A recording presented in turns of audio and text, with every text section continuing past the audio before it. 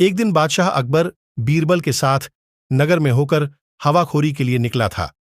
एक जगह नुक्कड़ पर उसे एक औरत दिखाई पड़ी। वह महाफूहड़ देख पड़ती थी। उसके मोटे मोटे होठों के बीच से दो बड़े बड़े दांत बाहर को झांक रहे थे।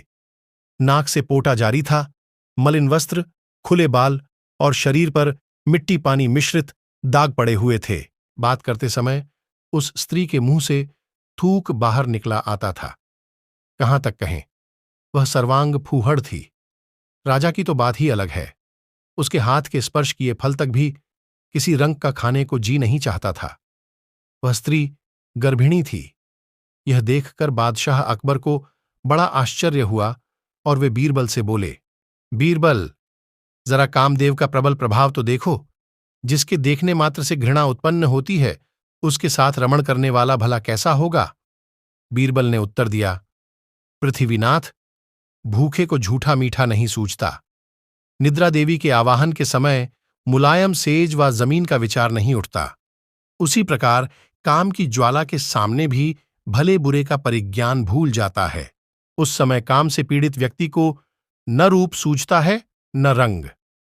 आपको अन्वेषण करने पर ऐसे बहुतेरे पुरुष मिलेंगे जो देखने में तो बड़े सुंदर और फिटिकबाज होंगे, परंतु ऐसी ऐसी गलीज जगहों में उन्हीं का नंबर निकलता है। अकबर ने कहा, हां, तुम्हारा कहना भी सत्य हो सकता है। इसीलिए मैं चाहता हूं कि इससे रमण करने वाले की खोज की जाए। मैं उसे देखना चाहता हूं। बीरबल बोला, शायद कुछ देर अगल बगल के लोगों से पूछताछ करने पर कुछ भेद खुले। ऐसा विचार कर वे वहां से कुछ दूर निकल गए, परंतु बीरबल को उस बात की ही धुन बंधी रही।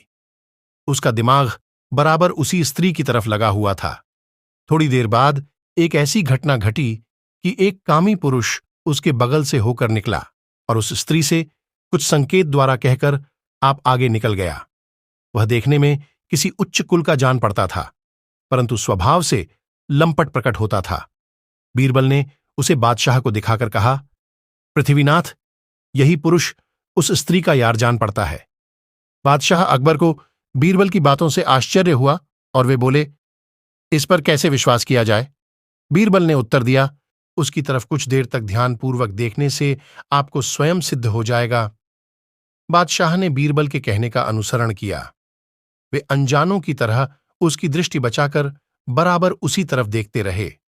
कुछ कालोपरांत वह लंपट फिर घूमकर आया और अंगुली के संकेत से उसे कुछ कहकर आप अग्रसर हुआ। वह स्त्री भी उसके पीछे चली। कुछ देर के बाद वे दोनों एक गली में मुड़कर इनकी आंखों से ओझल हो गए।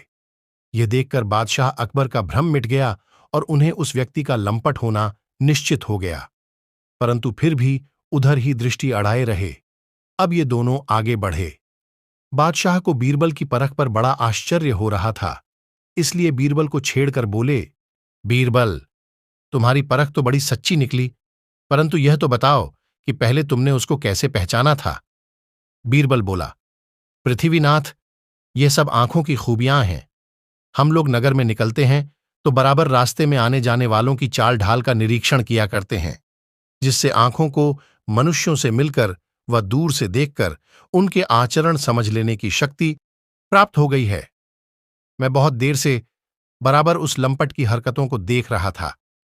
पहले जब वह आया तो उसके हाथ पर केवल खैनी थी। चूने की तलाश में अगल बगल की दीवालों को देखता जा रहा था। देवात एक संडास पर ताजा चूना लगाया गया था। उसने झट अंगुलियों से चूना पोंछकर खैनी बनाकर खा लिया। अब आप ही बतलावें कि जो संडास का चूना खैनी में मिलाकर खाने में नहीं हिचकता, उसके लिए यह काम करना कौन सा आश्चर्य है। उसी समय मुझे विदित हो गया कि यह व्यक्ति व्यसनों का सच्चा गुलाम है।